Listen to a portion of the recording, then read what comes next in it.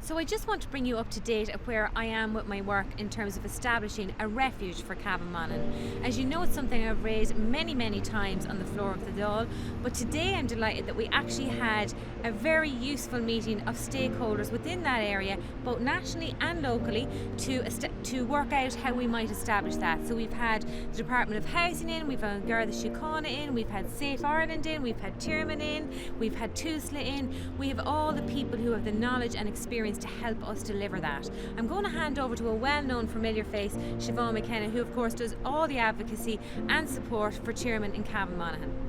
It's been a great opportunity to come together today to represent the voice of women in Monaghan and Cavan, and in particular their needs around refuge and safe accommodation going forward with wraparound services. And Mary from Safe Ireland, thank you so much for your help today and support. We're very delighted to be here because it's a very positive move.